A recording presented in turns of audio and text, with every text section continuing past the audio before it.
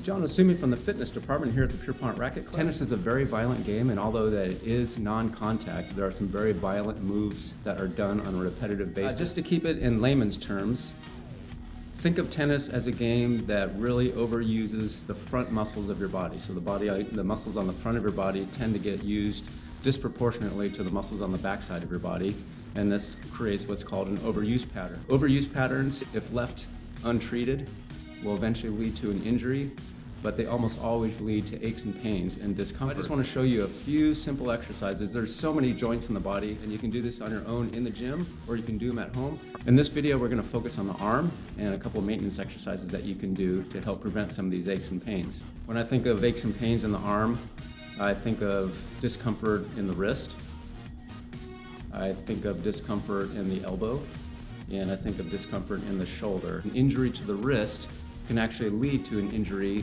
on the elbow or the shoulder if left untreated. The one issue that we're really trying to deal with and trying to avoid is tendonitis. But the tendonitis is your early warning sign. It comes as pain, it comes as achiness, it might come as throbbing. These are things you want to recognize early and start dealing with these things right away. At some point, if you let the problem get too bad, the only fix will be medical intervention, and then you're talking about more extreme forms of treatment. So the first exercise I'm going to show you is for the fingers, and this will affect the wrist joint, and it will affect the forearm and the elbow as well. But since we're articulating with the fingers, I'm just going to call this a finger exercise. All you need for this one is just a standard rubber band. This could be the same kind of rubber band that would go around a newspaper. We can use a hair tie. I find the light resistance is actually really helpful, but if you needed more resistance than just one rubber band, you can actually use 2 or 3 as you get stronger. But this is really simple. All you do is you wrap it around your fingers. You want to get it as close to the fingertips as possible. And this is the key. This is the key that makes this exercise effective. The exercise must be done with the elbow straight. So I will do it. First of all, I'll straighten my posture with my torso. Shoulders are back, my chin is tucked, my chest is lifted. Elbow is straight, and I've got my arms straight out.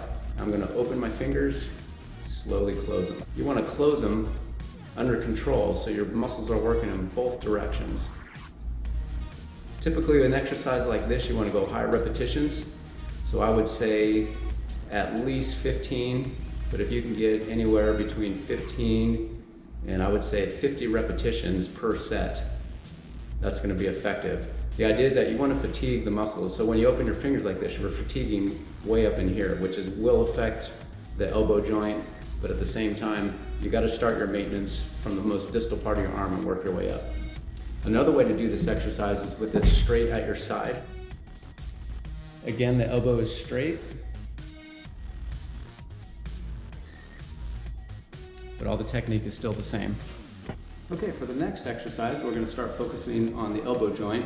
Again, this is going to affect the muscles of the forearm, but the goal is to actually reduce the tension on this lateral condyle in the elbow, which is where all these forearm muscles attach to. And it's again to create equal strength between the anterior part of the arm and the posterior part of the arm. I'm actually going to show you 2 exercises that we can do here. The first one is a supination exercise. Supination just means that you're turning at the wrist, you're turning your fist. I've got a 5-pound dumbbell. We can use 2-pound dumbbells, you can go less, you can go more. Even a straight rod works really well with something like this. It doesn't have to have any weight to it, it just has to be long. But I'm going to hold this dumbbell on the far end, and then I'm just going to rotate it. I've got my arm resting on the countertop. It's not real critical whether your elbow is bent or straight, but the key is you want to control this movement on both directions. So you're gaining strength in both directions. And one thing you got to remember with strength training is that you're flexibility training as well. So you're gaining flexibility by taking your muscles to this full range of motion. Okay, so this is supination, pronation, supination, pronation. Okay, the next one, we can use the same dumbbell extension exercise. So I've got my elbow resting on the end of a bench, and I'm just lifting up. You want to curl it all the way down. You want to flex it all the way so you get a stretch. The stretch is happening here, and then flex it all the way up. One thing you don't want to do is you don't want to just throw it up there.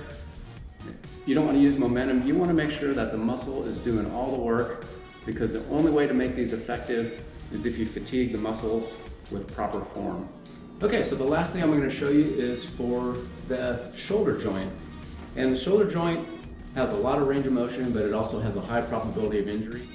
Just think of your shoulder as your arm is basically attached to your body, and what holds it in there is not so much the structure of the bones, but it's the ligaments and the attachments that hold your arm in the shoulder joint. So that gives you great range of motion, but at the same time, all these ligaments can become injured very, very easily. So you want to really make sure that you maintain balance.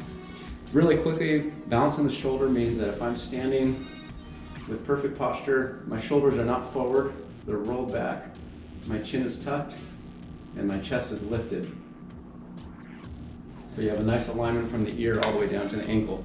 You want to do your exercises that are going to help that shoulder maintain a neutral position as much as possible. And we do that by working the rotator cuff. I'm using a cable machine. You can actually use rubber bands. This could be done laying on your side using dumbbells. I've got a really lightweight set. It's a good practice to have something that keeps your elbow from just a little bit out from your body. That way it's not exactly touching. So I'm going to start with perfect posture. Chin's tucked, my chest is lifted, my shoulders back. I've got my arm bent at 90 degrees. And from here, my elbow stays stationary. And I'm just moving my arm 45 degrees out, controlling the resistance as I come back. 15 to 20 repetitions with perfect form. Posture is very important that you maintain this alignment as you go through this range of motion. You're going to feel the rotator cuff working right up in here if you're doing it properly. You also want to be aware of the wrist. We don't want any of this extra wrist movement here. We want all the movement happening from the rotator cuff itself, and if the rotator cuff is working, this humerus bone, the big bone of your upper arm, is rotating on an axis. This one really burns. After I do this side, I'm going to turn around and work the other side, because you always want to work both sides. You don't just want to work an injured area, you want to work the entire body. So if you have two joints of the similar type, work them both, even though only one's injured. I wanted to thank you for watching this video. As we all know, tennis is a great game, it's a lot of fun, and we definitely want to be able to play it late into life. And just remember, if you think of your exercise as an important part of your tennis game, you want to have as perfect technique as possible, just like you would with your tennis game. You're going to try to perfect your movements on the tennis court, your forehand, your backhand, your serves, your volleys. You want to make sure you perfect your maintenance exercises as well, because those are equally important and those will keep you on the court longer.